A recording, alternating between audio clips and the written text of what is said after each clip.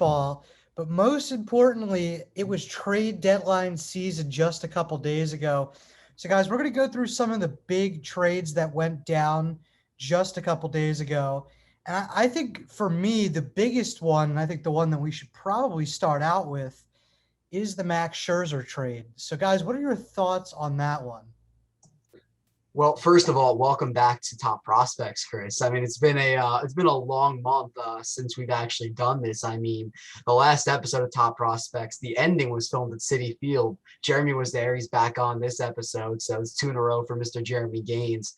We'll hear from him in a second. But talking about this Max Scherzer deal, this is a deal that no one saw coming at all. I mean, we knew the Nationals were going to blow things up. We knew, being where they were at this point in the season, that they were going to start trading away some of their key guys. But I don't think the Dodgers were rumored anywhere at all. I think that Scherzer was initially supposed to go to the Padres. That was kind of the initial destination a few hours before the Dodgers deal actually happened.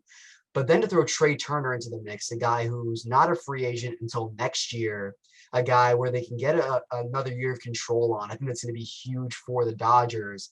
And I think the only other question is, where does Turner play? Because you already have Corey Seager, Gavin Lux, those middle infielders there. And Seager's a free agent after this year as well. So that could all but decide Seager's fate in LA for next year.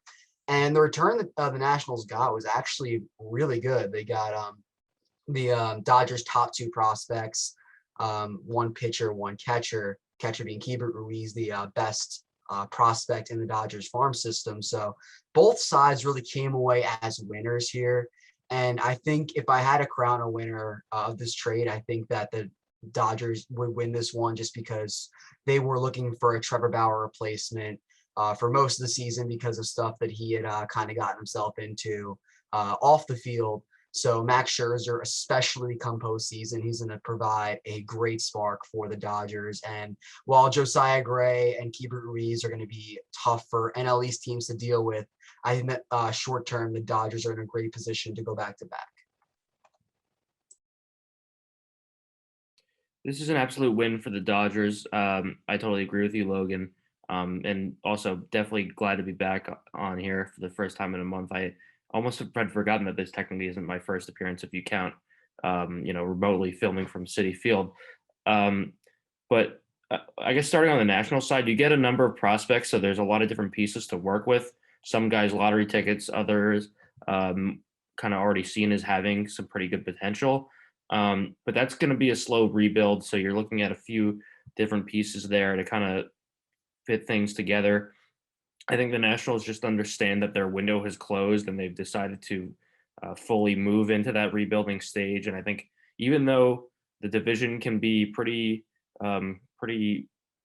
weak at times, you can see that they know where they are as a franchise.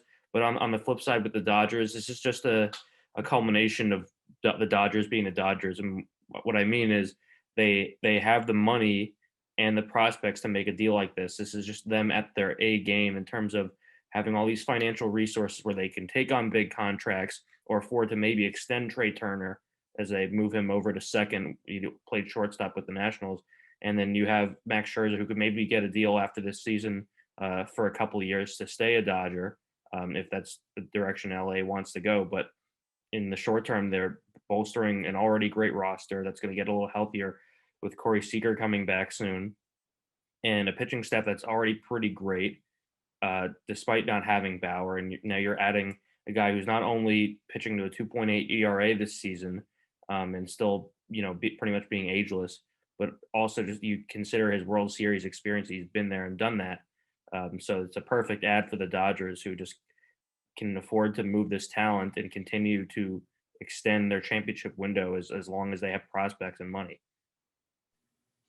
Yeah, the Dodgers development staff is just incredible. I mean, when you think about not only the prospects that they've turned out there, but also guys like Max Muncy that have basically just reinvented themselves once they got there, even at an older age. So it's pretty impressive what they've been doing. And also, they always seem to win trades.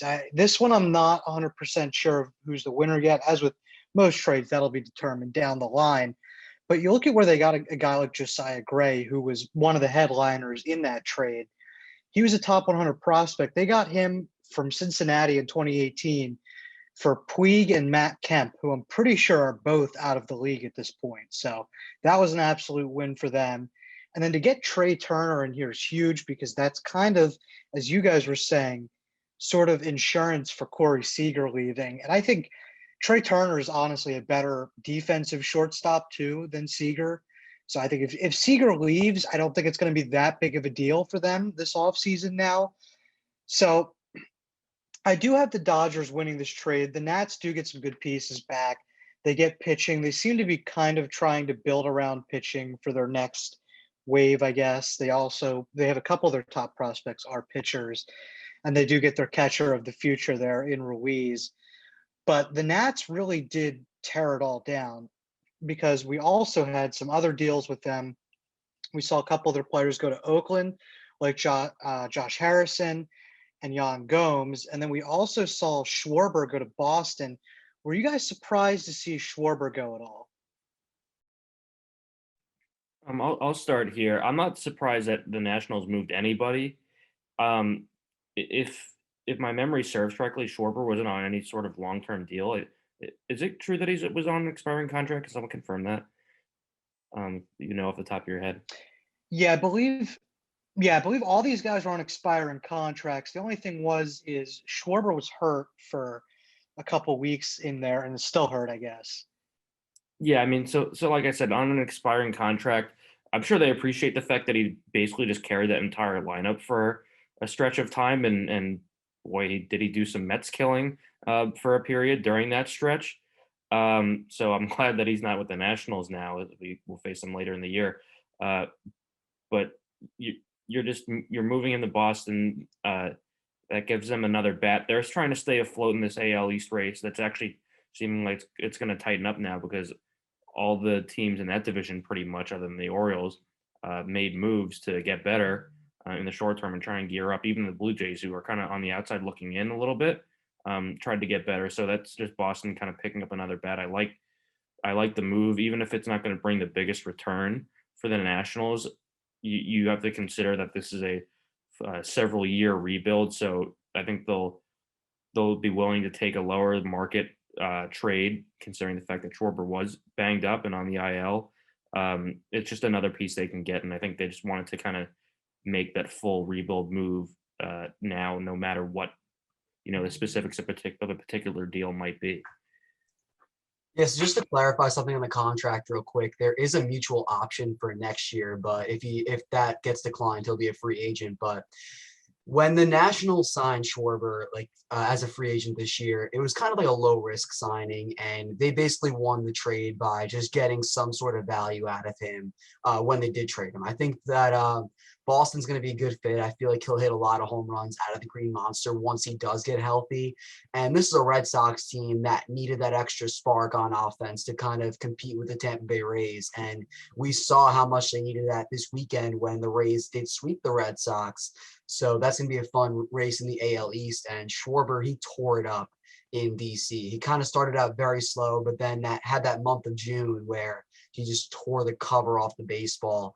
And they didn't get a great prospect back. They didn't get a high-rated prospect back. But like I said before, the fact that they were able to get some sort of value for a guy they signed on that one-year deal with an option, that's always going to be a win for the Nationals.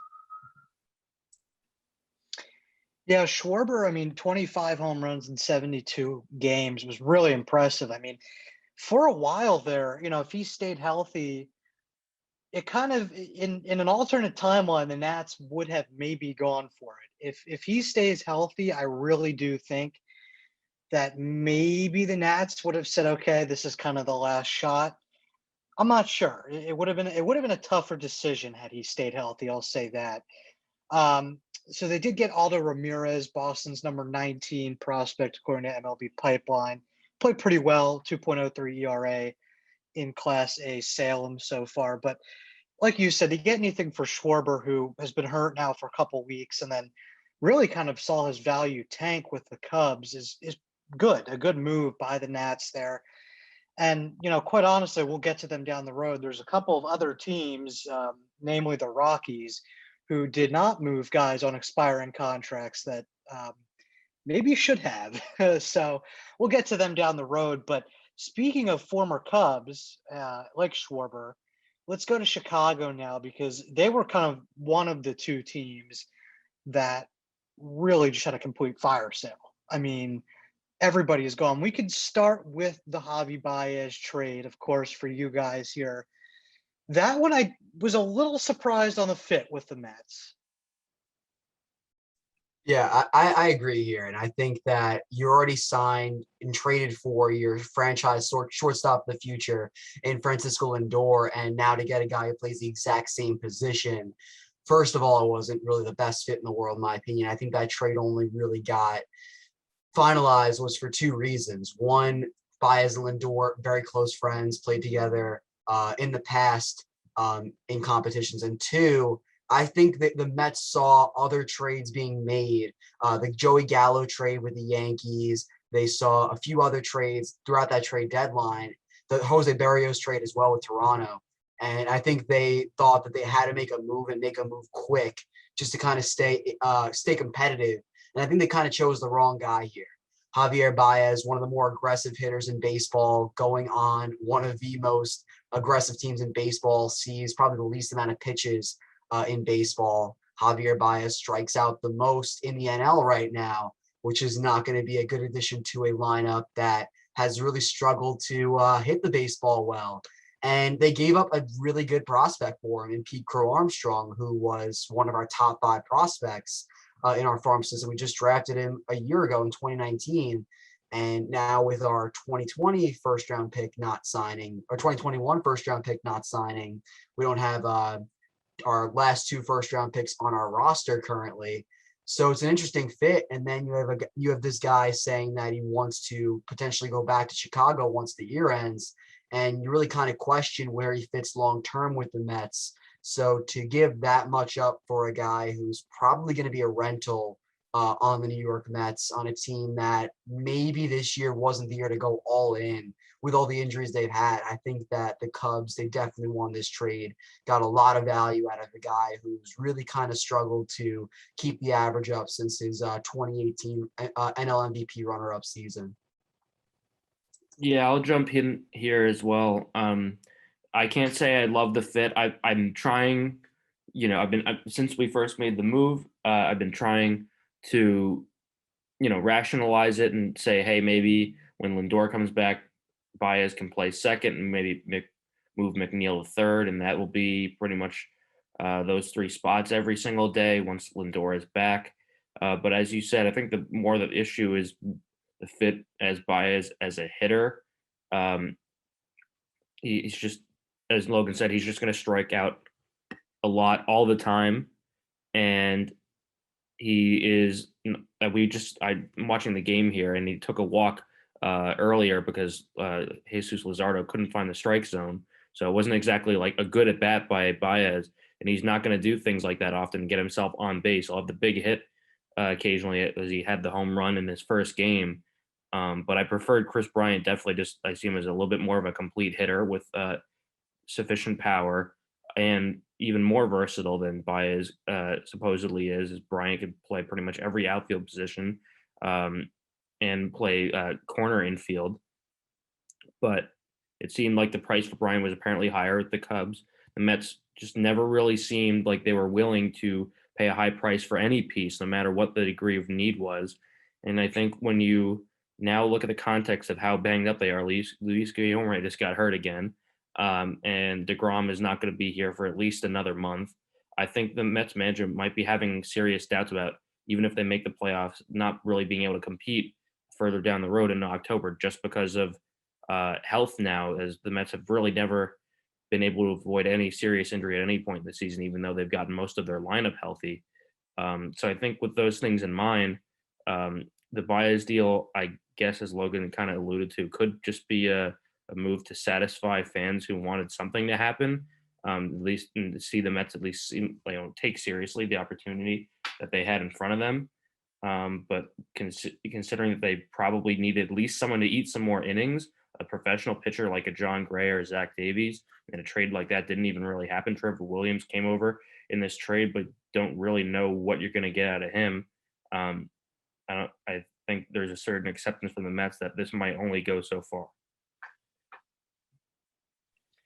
Yeah, I don't like the fit here at all either. I mean, for me, this is kind of also the reason why I'm not super high on guys like Joey Gallo. I mean, Gallo has more power, so I guess I kind of get the, everybody's love for him, but a 36% strikeout rate right now for Baez is his career high, 4.1% walk rate. So I mean, that's just ugly numbers. I mean, look, I get that he's hit 23 homers this year. His batting average is up over last year. Last year he hit 203, this year 245. So yeah, I mean, he has kind of a power bat, but to be striking out that much in a lineup that needs guys that can come up and hit with runners in scoring position, and that's not really his calling card. That's why I don't really like the fit. Not only that, but then, okay, so you put him at shortstop. There's kind of a lot of moving pieces on this team now. Now I get that Lindor is out, but when Lindor is back, the fit's going to be kind of weird. I guess they move him to second. Baez at short. I'm not sure where they put McNeil. Maybe McNeil at third, but then what do you do with JD Davis? Because I actually really like JD Davis's bat. So that's the thing. I mean, the entire Mets lineup too is kind of like, on paper they look very good. A lot of those guys can hit. I mean, Lemmo, I think, is one of the best leadoff guys in the league. Top to bottom, they're a deep lineup. There's not a guy that's like, okay, this guy's an easy out. So I kind of question. I get that they wanted to add to the lineup. I really do, because they weren't producing, despite the fact that overall the lineup actually looks solid on paper. But it probably should have been the starting pitching that got, the needed trade. I mean, if you look at DeGrom, especially if other teams knew he's going to be out till September, yeah, they can, kind of hold you hostage per se and, move the price up to a premium. But it's kind of tough to sit there and look at the rotation. I mean, the rotation is very good. You've got guys like Tyler McGill has been, I know he's given up a couple runs today. He's been awesome, though, filling in. Rich Hill has come over and been pretty good. Carlos Carrasco's back now. So they do have a solid rotation, but I do think that they needed another piece in that rotation, because if one of those guys goes down, then all of a sudden you've got a really thin rotation. And DeGrom, we still don't know if he's even going to be back in September. So you alluded to that lineup, and I get, like, maybe take out a guy like McNeil, JD Davis, but Michael Conforto has been playing absolutely terrible in his contract year, hitting, I think, below the Mendoza line right now. He's had a couple of cold streaks, a stint on the IL at the start of the season, and this really just hasn't been his year. He's had a few of those years. I think in his second year, got demoted to the minors, had another year like that. I think in 2019, he had a bad year. So maybe push McNeil to the outfield and move Conforto to the bench where he's playing right now. He's been on the bench in 2 of the last 3 games for the Mets. So if you're giving up on the Conforto experiment, then maybe, I guess, do that. But otherwise, unless like the DH was a thing this year, which it's not, this lineup is going to have to bench a really solid hitter, which right now I think it might have to be Conforto. Yeah, I mean, Logan, you were kind of pondering openly what the Mets' plan is with Conforto. They're not giving up, because I don't think that's really an option. If he does not figure it out, this lineup isn't really going to get one iota better. He's hitting 196 right now. I don't care what anyone about analytics or slugging or whatever, other numbers you want to look at. If you're batting up the Mendoza line, you're not doing a whole lot for your team in any era of baseball, because, you can go back throughout the season. Any hit that he does have is not for extra bases. He had the big home run against the Pirates, the game that we went to on the road. And that was like maybe, a sign that he might break out. But we've seen so many games like that where maybe he has maybe a 2 for 4 with an extra base hit. And you're asking yourself, is this going to be the turnaround for him? And it just ends up being another 2 for 25 stretch, which is elongated over the course of the season to him batting below 200. And this is a guy that you've relied on for the past several years to be that gap-to-gap hitter. He can be streaky. We've seen that he's gone through lumps. as some hitters do who don't regularly hit 300 or more. But what we're seeing now is just beyond that. This is just an all-time, for him, bad year in a contract year. And, it's not really going to affect anything right now, but especially when you consider what you do with him in the future, I don't see a point in giving him much more than the qualifying offer. Because if he wants to go try and get a big contract, and I don't see how that's happening, you're going to tell him to go take a walk because it's not happening here. At least I think that's what the Mets would do, because there are plenty of other guys they could go out and get. It's not like they don't have other ways they could spend it. You could maybe keep Javy Baez here if that's something that you want to do. I don't know if that's the best move, but that's a discussion for another day. But one way or the other, he's going to have to start hitting, because that just creates a hole in the 5, 6, 7 spot in Mets order, wherever you end up batting. They've already moved him down, so they're running out of options. I don't know if you want to send him down in a contract year. I don't know if that's something they're really considering.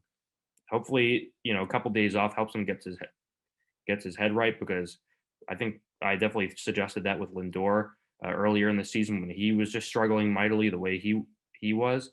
Hopefully that sets Michael right, because we know what he's capable of doing. We know the natural power he has and how he can go to the opposite field and spray the ball all over the place. But he just hasn't been doing it, and he looks lost at that.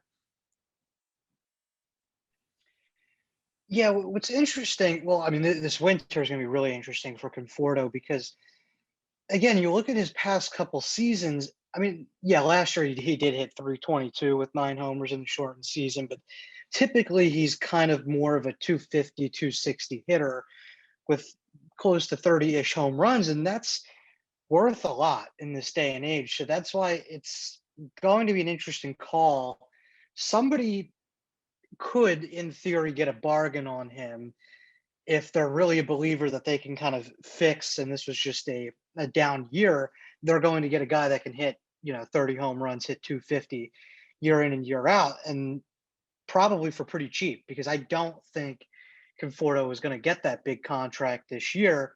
Now, I'm not sure if his agent is Boris or what. If it is Boris, then Yeah, it probably is. So it is actually, Boris. of course, in Mets land, all bad things apparently have to do with Scott Boras. Yeah, apparently. I mean, well, actually, we'll get to that in a second. But since it is Boris, Boris may, knowing him, he may try and take a 1-year deal for his client to kind of bet on himself. And then if he has a big year next year, then he'll kind of get that big contract. But right now, I don't see him taking a multi-year offer for less than what he thinks he's worth. And I also don't think he's going to get a big multi-year offer coming off of a season like this. But now to what you were talking about, Jeremy, and this kind of ties in with the trade deadline, as it was around the same time, but the Mets draft. So Logan and Jeremy, take it away on this one.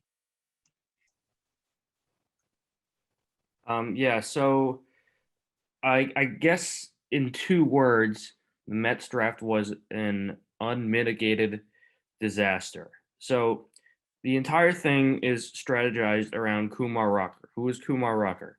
If you haven't listened to this podcast before, aren't a avid fan of minor league baseball. Kumar Rocker is one of 2 superstar pitchers out of the University of Vanderbilt, an esteemed baseball program. He throws 3 pitches for command at mid to upper 90s fastball velocity. I think at one point through 98, 99, maybe, when he was earlier in his college career. He lost a little bit of that, but still throws the slider and at least one other pitch with command. So basically what you're talking about here is a big, tall, powerful pitcher with potential to be a solid 2 or 3 guy in the starting rotation for years to come. And because of his experience, they say, could have been up probably as a full-time major leaguer in a year or 2. So what basically you're talking about a very valuable prospect for the Mets, a Mets team that is trying to win now the way they're currently constructed, and they did not sign him. So, and that happened from the reporting we have. And granted, there's not a lot of it out there because it's medical information. A lot of that's kept private. But there was apparently a hang up with Kumar Rocker's medical exams. I believe the MRIs that he had that he took with the Mets. They had a deal, according to Anna Martino, who reports for SNY, for the 6 million, which is like 1.3 million over his draft slot at number 10 overall. Um, and that deal was pending the physical, and so they went through the medical process, and the Mets said, "Hey, we found things that we're not comfortable with," and Kumar Rocker is represented by Scott Boras, baseball super agent, and his camp basically just denied that there was any sort of legitimate medical issue, and the Mets essentially just decided not to tender him the previously agreed upon contract. There was no monetary negotiation, as far as we know. Um, it's common to negotiate down when there's a medical thing that comes up, but they didn't even do that. So now the Mets get with the context of the Javy Baez trade, because of course everything just ties together when it comes to Mets screw ups. Uh, they trade away last year's first round pick, Pete Crow Armstrong, who granted was hurt and needed surgery, and they don't sign this year's. So basically, just an utter disaster from the Mets, a team that's trying to rebuild the bottom of their farm system. Yeah, and for a Mets team that really has a top-heavy farm system, losing a guy like Kumar Rocker definitely does hurt, especially when he is right in the palm of your hands. But just the way the whole thing kind of unfolded as Kumar Rocker went from one of the biggest steals in the draft, and Mets went from one of the biggest winners in the draft, to the Mets not even making an offer for a guy like Kumar Rocker. And Rocker's not even going back to Vanderbilt. He's going straight into pro ball, going to probably go into the draft next year. But this can really go one of two ways for the Mets. Rocker can turn into a guy like R.A. Dickey, who didn't get signed when he got drafted in the first round, and Dickey went on to have a pretty solid career, won a Cy Young with the Mets. Or the Mets have the 11th pick in next year's draft as a compensatory pick, so they can use that pick on a guy like Marcus Stroman, Alex Bregman, guys who were picks of that caliber, compensatory picks where they were given that pick for this next draft. So the Mets, they have a chance to make up for their mistake. Hopefully they actually can keep their first round pick next year, but definitely a tough scenario for the Mets. And I know a lot of people got a lot of flack for it, especially Steve Cohen, like in his tweet. A lot of people didn't really understand what he was saying. Like the Mets really didn't put out a statement. Steve Cohen put out a tweet about the whole situation. It was a really confusing situation, a really confusing day as Rocker didn't get signed.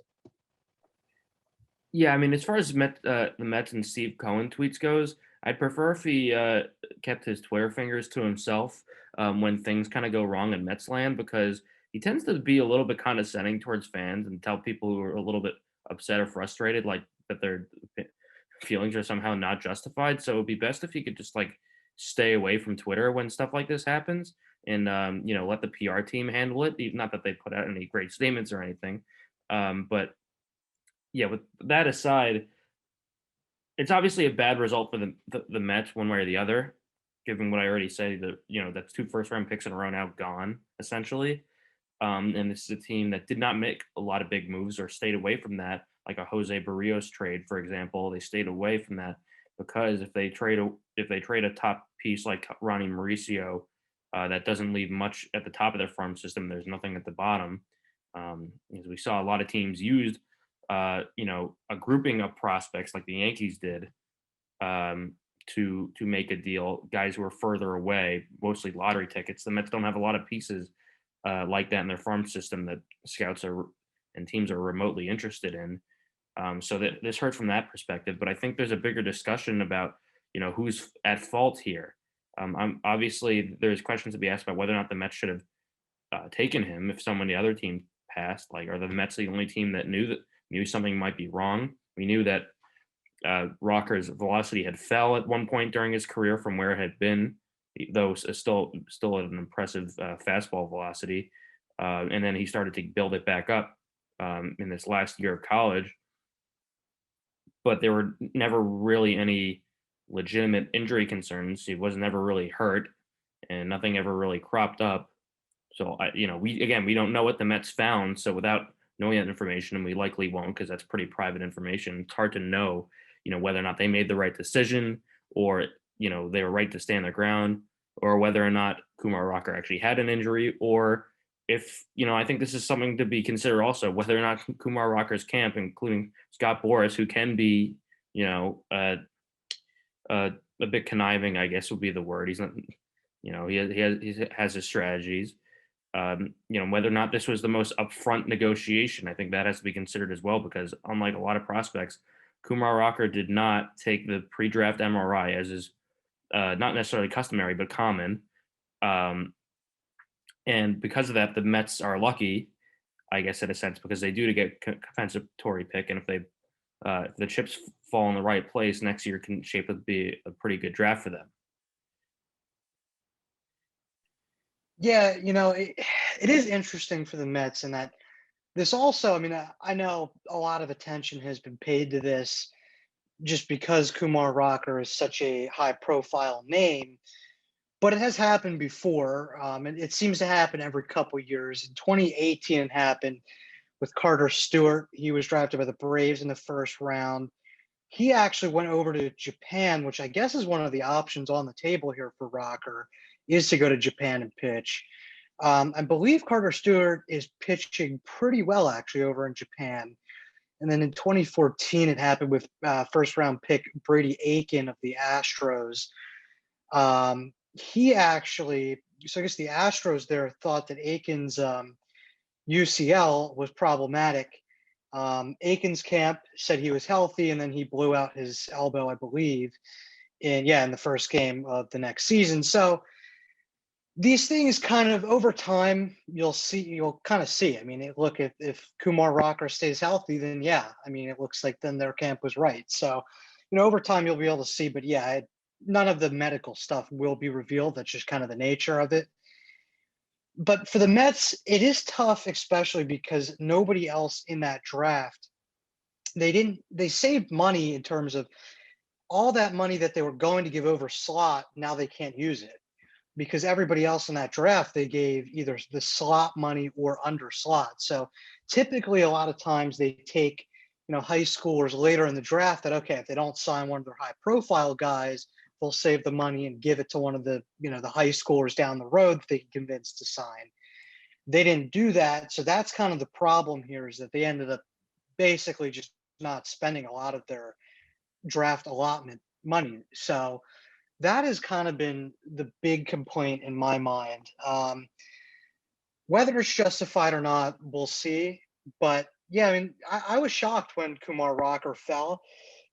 I get the whole, obviously Vanderbilt really uses their pitchers a lot. I mean, if you look at guys like him and Jack Leiter, they do have a lot of mileage on them, which that's partially why I think sometimes, some of these teams like to draft pitchers with fewer college innings on them because they can maintain that in their minor league organization. When they're pitching for another college, they can't. So that could have scared the Mets off also, but it'll be interesting to see down the road. I mean, we'll know right away next year because from the sounds of it, he's either going to play independent league baseball. I'm assuming that's his main option because if he goes to Japan, I don't know if he can go into the draft right away. And it doesn't sound like he's going back to college. So Logan, we might see him for the Long Island Ducks or something next year. Oh, if that happens, we're definitely going to hit up a game there. That'll be some really interesting stuff to see. Just to see what we lost out on. It'll be very interesting for sure. But definitely. I mean, 2 first-round picks now between him and then Pete Crow Armstrong getting traded out of the Mets system. But back to the Cubs now in that Pete Crow Armstrong trade. It's the end of an era there between Bryant, Schwarber. Obviously, he left last year.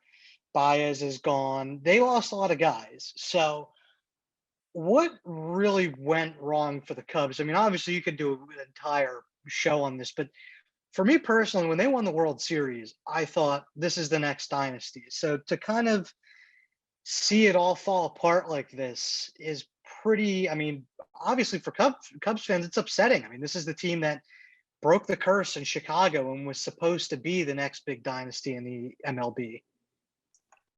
I think it was really two big things. I think the Aroldis Chapman trade definitely didn't help. While it won them the World Series, the fact that they gave up one of the top prospects in the game at that time, in Gleyber Torres, the fact that he was a big piece definitely didn't help. And then the fact that Chapman left the team that year to go back to the Yankees didn't really help the Cubs long term. Obviously, short term, he basically won them the World Series in the regular season, but trading your top prospect for a rental, kind of like what the Mets are doing right now, most likely didn't really help out the Cubs there. And then just poor prospect development. They had Addison Russell had a great start at second base with the Cubs. He kind of fell off a cliff. Obviously, had a few off the field stuff going on there. Kyle Schwarber couldn't really get things going most of the time in Chicago. He was a highly touted prospect. He had a few good hot stints here and there, but could never really piece it together for a full season. Ian Happ was a really big one, came up as really highly touted center fielder. He was one of their better prospects in that farm system at the time. He's hung around the team, yeah, but hasn't really become a star like the team expected. And I know Javier Baez, he played really well for the Cubs. He was kind of one of their only hits. But as the prospects on offense kind of fell off a cliff and the pitchers started leaving, getting older, obviously Jake Arrieta, John Lester, those guys left. They didn't really find replacements for them.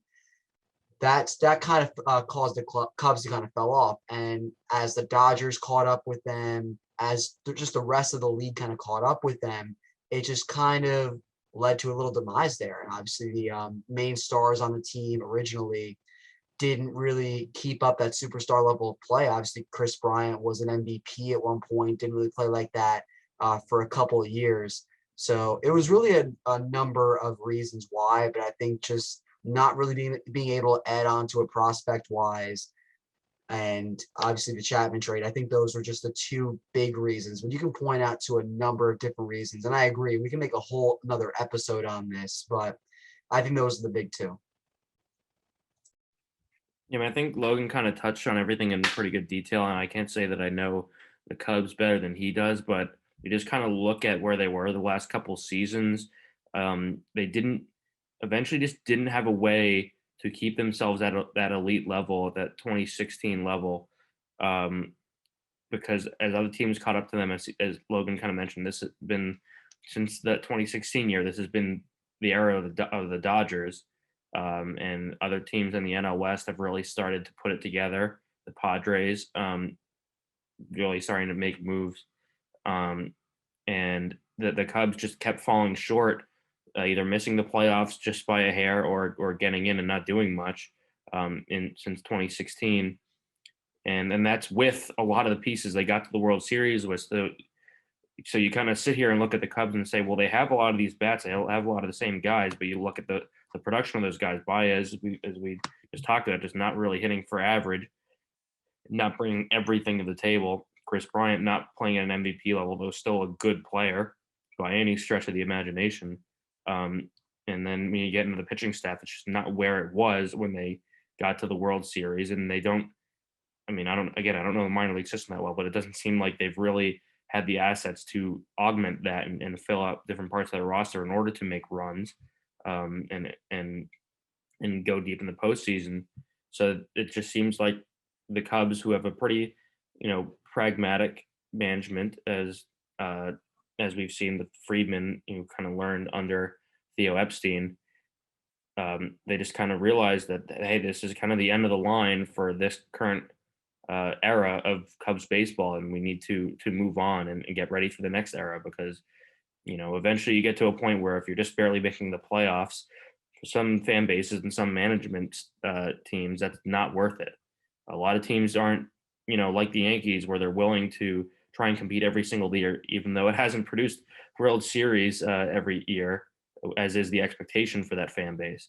Other teams are more like the Dodgers, at least in recent years, where they've kind of taken some lumps a year or two there, but come back and won the World Series. And maybe the Cubs will be back in a few years and kind of restart that cycle. But I think they came to understand that, like the Nationals, who they're playing or were playing over the weekend, that their window had closed. Yeah, I mean, you can argue that, and I think this is kind of true. The hardest part is not rebuilding and getting good. As we've seen, teams can do that. I mean, the Orioles have done it before. They made the playoffs back, what was 2014 and 16, I think. The hardest part is staying good. And that really requires having a good prospect development. And typically, when you can't develop those prospects anymore to kind of keep backfilling in that roster, that's when you run into trouble. And that's exactly what happened to Chicago. I mean, especially on the pitching side, they haven't developed. I mean, like if you look at their rotation, John Lester really from the good ages of Cubs baseball in the mid to late 20 teens, I guess. Really, it's just John Lester got old. Jose Quintana's stuff kind of backed up. He was pretty consistent early on, but now has not been good in the last couple of years.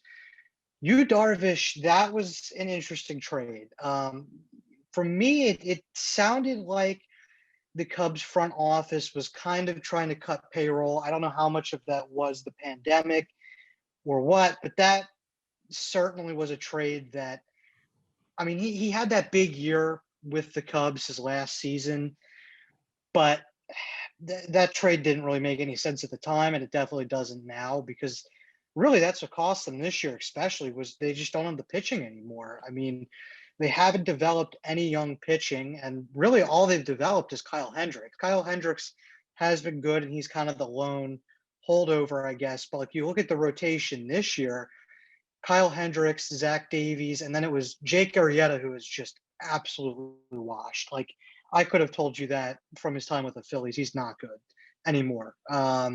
Trevor Williams, who has an ERA north of 5, actually now a Met, and Adbert Alzolay, who is one of the young guys that they've tried to develop, but he's already 26 and hasn't been exactly lights out this year as well. So that's really been their undoing, is they just haven't developed anybody. I mean, even the lineup, you look at it, none of these guys are new guys. They're all the staples that they've had for a while. Besides maybe Nico Horner is really the only one that they've come up and developed. But that's the big problem. I mean, you look at a team like the Dodgers and the Yankees, they develop guys constantly. I mean, yes, they do have very high payrolls. I get that. But they also do develop guys to backfill in, so that when they do have guys that get old or too expensive to pay, they just get young guys right up, fill in that spot. So that is probably what undid the Cubs, but it was still kind of shocking to see all these guys go. So which former Cub do you guys think landed in the best spot? I think it's Chris Bryant pretty easily, but I'll leave it up to you guys. Yeah, I mean, I would say probably least, if we're go in the least order, probably Baez, for the reasons that we already discussed. Just because he may pull a Chapman and go back, or I don't know, is that technically a Chapman? No, I don't know. I need to think on that for a second. I think Bryant just automatically makes the most sense because he can fit anywhere. And the Giants also had kind of the similar need where they could fill him in a bunch of different spots to just keep the bat in the lineup, and he would not end up being a defensive liability. And it's also a team that, came out of nowhere. Maybe, I guess, ahead of schedule would be the word. I think the NL West was kind of looked at as a 2-team race between the Pads and the Dodgers. And it was a question of how, much can the Padres eat into that, Dodger dynasty that they have going on out in LA. But the Giants have really surprised. Buster Posey's had a really nice year after being hurt or just ineffective the last few years. And other guys have really stepped up that they weren't expecting. And the pitching has been good. Kevin Gausman's been fantastic.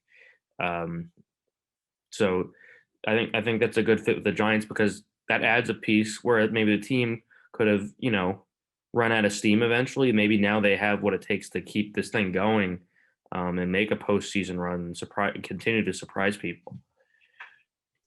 Yeah, I think it's close between Bryant and Rizzo. I think obviously Baez, I talked about it before. I think that was probably the worst fit. I think what all three of these have in common is that they're short-term fits. I think that it would be really interesting to see one of those three guys sign back with the teams they're currently on right now. But just making the case for Anthony Rizzo here, I think that he's going to have a very fun time in Yankee Stadium in that short right field right field porch. I think he's going to hit a lot of homers down in the Bronx. I think that we've already seen how great of a start he's had, played really well in that Marlins series. And I think just adding that bat into a Yankees lineup that desperately needs it right now, definitely gonna be pretty big. I mean, this Yankee team, even though they aren't with the Red Sox and Rays right now, they're still in a very good position to make a wild card push right now. They got Joey Gallo alongside Rizzo. They added to the rotation by getting Andrew Heaney. This Yankee team is going all in, and I know they're being no hit by the Orioles right now, which is strange because they actually did score a run so far today, in this game. But I think it's going to be a fun fit for Rizzo. I think personally, I think he'll have the best jump from his time with Chicago and his time with his new team. I think that Bryant definitely a great fit as well, but I think that Rizzo can make probably the biggest spark to his team. Yeah, I think Rizzo is definitely an interesting fit, especially when you consider that he had, kind of come down a level from where he had been most of his career as like a big power guy, hitting for good average and driving in runs. Average was a little bit down. Power was starting to kind of recede a little bit. But now you have that short right porch, as you said. And for the life of me, I cannot understand why the Yankees just didn't have any left-handed bats. You talk about roster construction and how great Brian Cashman supposedly is at just mixing and matching and taking prospects from other teams. Well, he didn't exactly put together a great roster this year and had to fix that mistake. And luckily, because of the depth the Yankees actually do have in their farm system, was able to make that acquisition and get Joey Gallo also, who will hit probably a lot of his home runs to that short porch where you wouldn't hit them otherwise, and they'd be deep fly balls. But the Yankees needed that, and if we're kind of lumping both trades together, those were very good fits just because they believe in the analytics. So Joey Gallo, who hits like 210, is their guy because they'll say, hey, he's going to hit those short home runs. And Rizzo also just a steady veteran presence at first base. And I mean, everyone loves Luke Voit for what he did last year, but he just hasn't stayed on the field this year, and you cannot deny having the experience of Rizzo and him not only just having the experience of that World Series, but being the leader of that team. And you can already see the energy being injected in the Yankee clubhouse because before this trade deadline, the Yankee team was like a dead body running around on the field with like sticks or something moving it around because they had no life, zero. And now they have this guy in Rizzo who they can kind of look to as for support, and you can already see the energy and that they're having a little bit more fun because they just looked lifeless before this. I also have to challenge you on one thing, Chris. The Yankees generally just have not done a good job of developing their own prospects. I'll give you that they've made trades in recent years for other people's prospects like Glaber, like Luke Voit, who was just dead on arrival in St. Louis, and others. Gio Urshela, I think, was from an outside organization as well. They traded for, but other than a couple guys who are close to coming up, I can't say that they've developed a lot of superstars. Going back several years, almost like 10 years, the Yankees have not really had any first round picks do much of anything. But I just wanted to push you on that point.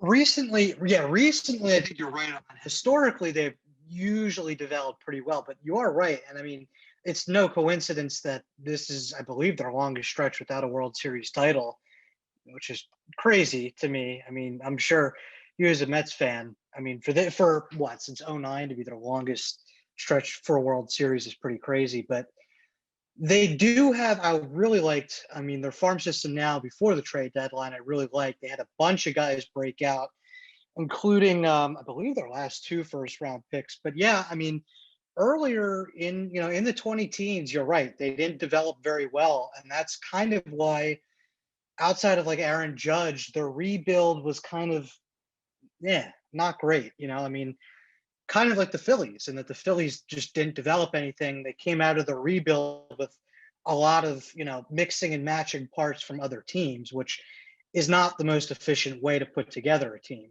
But clearly the Yankees have started developing better now, at least. I mean, they sold a lot of prospects at the deadline in the Gallo trade, in the Rizzo trade, but they still have a pretty decent farm. That being said, though, I don't think that that's the best fit for a former Cub. I do think Rizzo's going to have a good time in New York. I think he's going to play great.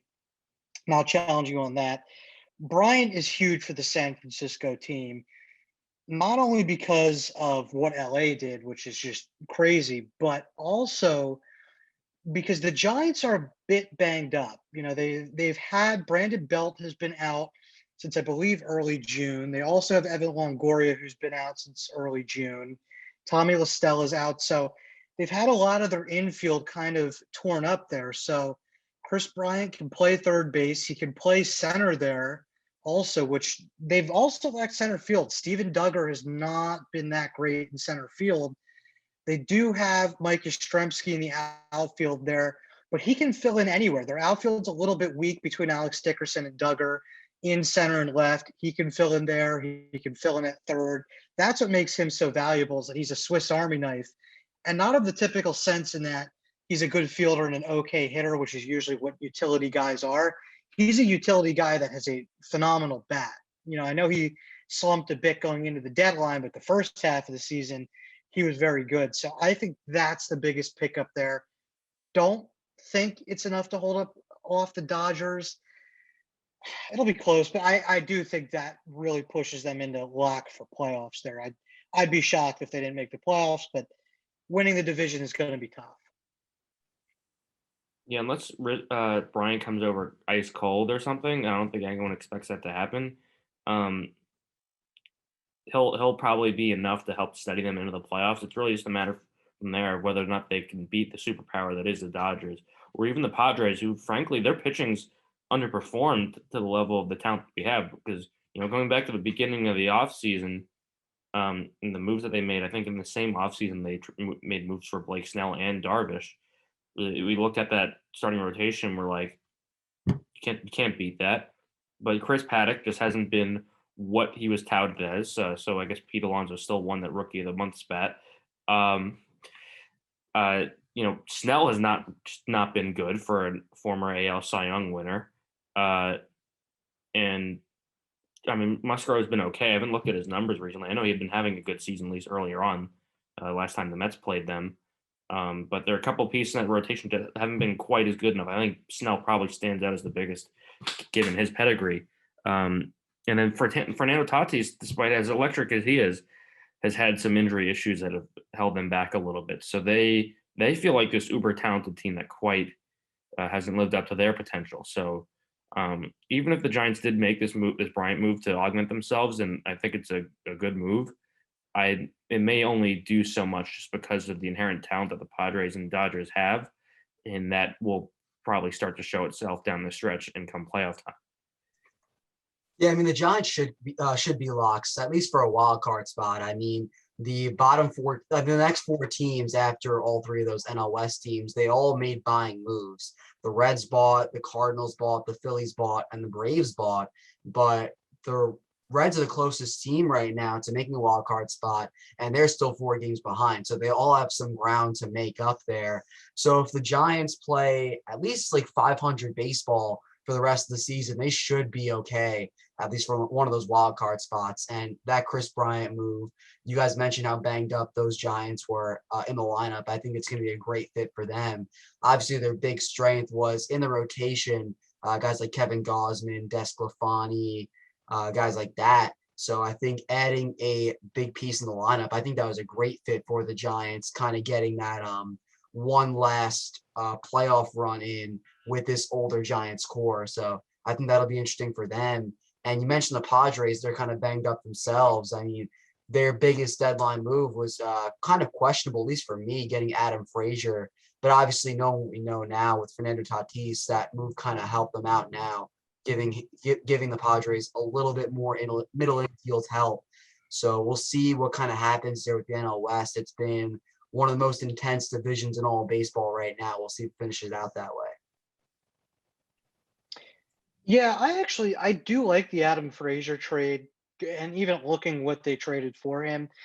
The biggest problem with the Padres are, look, everybody runs out of prospect ammo, so to say, at some point, and they just are kind of out at this point almost. I know they still have Mackenzie Gore in there, CJ Abrams, but other than that, they didn't have a lot of they didn't have another way to make moves deadline, and I think that's kind of going to hurt them because you look at their pitching rotation right now, and outside of Musgrove and Darvish, it's not good. I mean, it's Blake Snell, who has not been that good this year. Ryan Weathers, who I believe was good earlier this year and has kind of been off since returning from the injury list. Still pretty good, though, actually, 3.65 ERA. But then you go and you have like Rice Nair, who is, I believe, their fifth starter right now. They're missing a lot of guys. Clevenger, obviously, with Tommy John. Dinelson Lamet has been hurt, and he was huge in that rotation last year. Chris Paddock hasn't been the same, and he just strained his oblique, so he'll probably be out at least a month. I just don't think they don't have the pitching to stack up with the Dodgers and Giants after this deadline. And even the lineup, without Tatis, it's not going to stack up against the Dodgers and Giants. So I do think they make the playoffs even after this deadline. I just think they're going on the road in the wild card game instead of hosting it now. But I do want to ask you guys, though, who do you think was the most improved team at the deadline?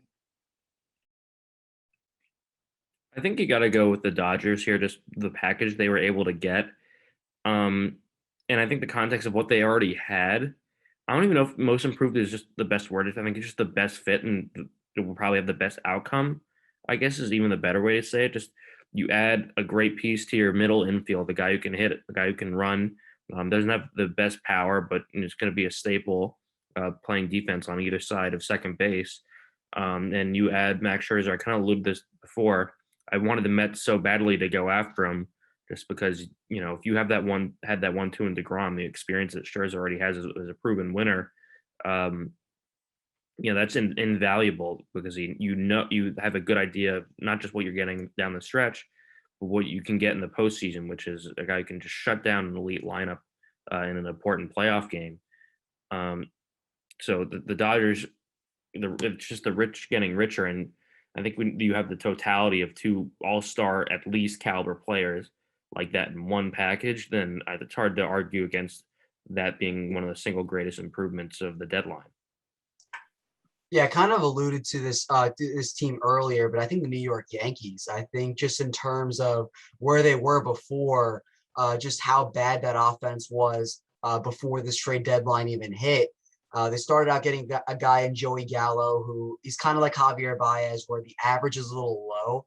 But the difference between Gallo and Baez is Gallo finds a way to get on base. He is a much better on base percentage than Javier Baez does. He has more power. He's still got great defense, a great arm in the outfield. I think that outfield with him and Aaron Judge, I think is going to be great. And this is a team that kind of lacked depth in the outfield position. They lost Aaron Hicks before the season started. Brett Gardner's not playing the way that people kind of thought he would. They were starting Greg Allen in regular games. I think they still are. The Yankees are. Anthony Rizzo, we talked about him before. I think he was a great trade. They didn't really give up too much for him. And you kind of saw the spark he put up in the Miami series, hitting a couple home runs there and just being a great bat offensively. And even getting some rotation depth in a guy like Andrew Heaney, who I thought wasn't a terrible pitcher in his time with the Angels. I think he could still be kind of a mid to late rotation guy. And with the Yankees having a decent rotation already, I think just adding that little rotation depth, I think was a great piece.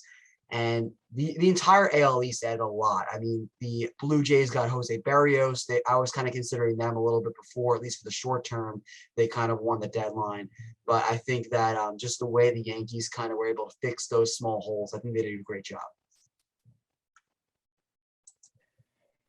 Yeah, there's something to be said. Anybody that thinks GMs at the deadline don't completely control the way the team behaves is false. I mean, you look at what they did. I actually think just sending the message to the team of being buyers and like being all in, I think that's a bigger deal than the players they actually got. Because I mean, the team just seemed energized by the fact that the GM just kind of seems to believe in them and say, okay, I'm going to give it all I have here, throw in whatever prospects I need to make this team better. I mean, that's a huge vote of confidence for the team. I think that's even more impactful than either Rizzo or Gallo individually. That being said, I do have to think it's the Dodgers that won this deadline. I love Trey Turner. I mean, playing against him, in the NL East is brutal, but I think he's one of the top 5 shortstops in the game. I love watching him. I mean, he's first of all, he's one of the fastest people in the league. I mean, his speed is just absurd. And he's got that sneaky pop, I think, that can, easily go for 20 plus homers a year. I like him a lot. I know he doesn't get talked about like a Tatis or a Xander Bogaerts or one of them, but in my mind, I think a top 5 shortstop. I mean, if he's not now, he will be soon, and he's going to get a huge payday after next season. But to give up 2 top 100 prospects for a year and a half of Trey Turner, one of the better shortstops, and Max Scherzer, who has won a World Series before and is one of the best pitchers this decade. The Dodgers won that trade and they won the deadline, in my opinion, just with that trade. Now, I do want to ask, who do you guys think lost the deadline? I feel like I know who you're going to say, but I'm curious. Yeah, I think there is one clear loser here, and I'll just throw them out right away. The Colorado Rockies. This is a team that we all thought had a lot of guys that could get moved at the trade deadline, and I don't think they made any moves or any notable moves at the trade deadline. I think the only one they did was trading Michael Givens to the Reds, but I could be wrong there. But they had Trevor Story, John Gray, German Marquez, among other guys that they could have gotten a lot of value for, especially Trevor Story, who we've been kind of talking about as a guy who could get traded and get a lot of value for, or at the start of the season. And the Rockies decided to hold on to all 3. And it's not really like they're a competitive team or anything. They're 46-60 right now. They're 20 and a half games back of the NL West lead. And they were in rumors for most of the trade deadline for Gray and Story. I think the Mets were talking about a package with those 2, which I would have loved personally to have both those guys on that team. But they decided to hold on to all of them. And German Marquez, he's been a very consistent pitcher. He's had a lot of value, in my opinion, for a long time. And I get that Trevor Story was having his worst year, or one of his worst years overall, but this is still a guy, plays great defense, has a great power bat. I feel like even though he's a free agent, you still could have gotten some value for him. And German Marquez is putting up a 3.5 ERA. So these guys all had value, but just the Rockies decided to hold on to them and not continue to go in with their rebuild after trading away Nolan Arenado at the start of the year, excuse me. I think that was just a really, really missed opportunity. Yeah, I mean, I think when you just look at the context of the fact that the Rockies are this far back in their division, you're dealing with teams that are probably going to be good for a while. Based on your roster and the competition you have no shot of doing anything related to the postseason. It's like not even a word in your dictionary at this point. And you're just not going to move anybody of note. You have like one of the better shortstops coming up, where you don't think a team would want to trade for him, then maybe have the inside track to re-sign him on a long-term deal. I mean, I understand this argument that, maybe no offer would be better than equivalence of a qualifying offer, or the pick you would get for the qualifying offer if he declined it. But there's even an argument there that, like, if you got maybe a prospect who had been drafted a year or 2 ago, you at least probably have a better idea of what that prospect might be for you in the future than even just the draft pick, because a pick is still a pick. And you have to select the player and then develop the player. At least if you're drafting a prospect who's still a couple years away, you probably have a better idea of what that kid could be than even just a draft pick. And you might get more on top of that. I mean, it's hard to say. We don't really know what kind of deals are being even discussed, but I would think that you might be able to get a little bit of value for him right away. And then on top of that, I'm just I think I'm, as a Met fan, just personally mad that there couldn't even be any John Gray discussion, because the Mets could use pitching like that, and pitching is premium. You could probably hold a team ransom for a pitcher like that and get a little bit better value, especially a team like the Mets, the situation that they're in. And German Marquez is the craziest thing, because even before the deadline, I think like a week early they said no trades happening with him. We're not moving him, or maybe even longer than that. They said that wasn't going to happen. So I just don't understand it. Marquez especially, he's only going to help you so much right now. What good is it having his record be like 8-14 every year with a 3.3 ERA wherever he'd be pitching to, and when you're just not winning any games because the rest of your team is terrible? I don't see what purpose that does you, especially as I said before that this far back in the division and you're playing in arguably the strongest division in baseball. You're not doing anything for a while, and a rebuild is probably what's on tap for you soon. I just don't understand the lack of opportunism to get some value for a couple pieces they had, especially when there's a lot of teams that need the guys that they had. Yeah, I 100% agree. I think it's the Rockies. Look, I do agree that there is an argument to be made about the compensation pick there that they will get if they let Trevor Story walk. But I don't know. I mean, it's very questionable in my mind as to whether that would have been the right move or not. But all that being said, John Gray and German Marquez are probably at the top of their value right now. I mean, John Gray is having statistically his best season. I mean, if you look at even like his ground ball rate, some of those metrics are up at an all-time high. So any team would want him. I get that he's going to be a free agent, but he's also only getting paid $6 million. So teams will give up more prospects because he's not getting paid a lot. They don't have to worry about going to the luxury tax, all that fun stuff. German Marquez is under contract for like 3 more years. And again, Colorado is not going to be competing during those 3 years. They just aren't. So to get a guy that's probably a number 3 starter for 3 more years at a good price, somebody would have given up very good prospects for that. I mean, look at Jose Barrios, okay? They got Austin Martin and Simeon Woods Richardson for him, okay? That's a top 20 prospect and a guy that has been on and off top 100 lists, okay, just for Jose Barrios. That they would get that return in my mind for German Marquez, just because German Marquez is under contract for like I said, 3 or 4 more years. Like I don't get the thinking. You could have gotten even better than that return in theory for Marquez, and they just didn't shop him. I mean, look, I can understand if you think that you're retooling and not rebuilding, but this is a tear down and rebuild. The farm system still is not strong enough to say, okay, these guys are going to be up here to supplement what we have on the MLB roster. That's just not the case. So everybody from that team should have been on the trading block, including Ryan McMahon. I know he's only 26, but he's having a great year, not getting paid a lot, going into arbitration or is in arbitration right now, only 2.4 million-ish this year.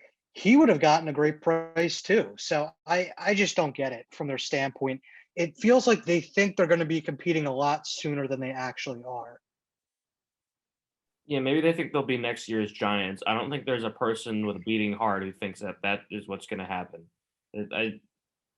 Look, I'll put it to you this way: my sister's going to be going out to school in Colorado for college, and I was telling her, oh, those Rockies games will be cheap, but I don't think they're going to be worth watching for even a cent.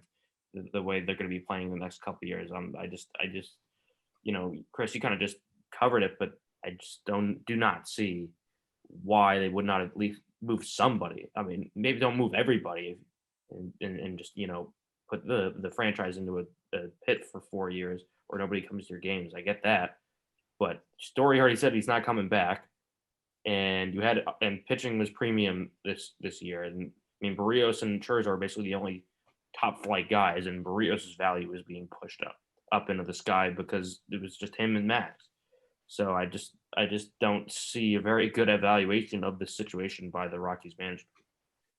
Yeah, like if I was your sister, maybe go to just one Rockies game, just to see the stadium and everything. But after that, like it's not really worth it to go to games right now. I mean, especially when all the star players are just not going to stay for a while. I mean, they probably will because the Rockies management is not very smart. But yeah, especially in the division that the Rockies are in, it's going to take a long time for this team to start being competitive again. And again is a strong word because they weren't really competitive with this core they just had. They made, I think, one playoff appearance. That didn't last too long, but it's going to be a long road ahead for Colorado. Yeah, for sure. Although Coors Field's a great stadium, so I would 100% go and check it out.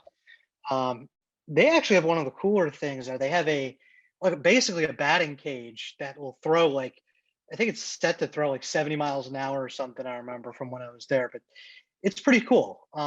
Definitely worth checking out. The team, maybe not so much. But again, we'll have to see. Maybe they'll do something this winter. I mean, that's the only thing I could think about is maybe they'll get the compensation pick for Story and then move Marquez in the winter. I don't know. I don't really understand a lot of what they do, but that's going to be it for this trade deadline edition of Top Prospects. Hopefully it won't be another month before we're back, but shout out to Jeremy Ganes, our special guest, for joining us once again. For Logan Bourandas, I'm Chris Lemmo. We'll see you next time. Thank you for watching this edition of Penn State Sports Night. If you're a fan of our content, please be sure to subscribe to our YouTube channel for more clips. Also, follow us on Twitter at PSSN TV and on Instagram at PSU Sports Night to keep up with all the action. For all my colleagues, we are Penn State Sports Night.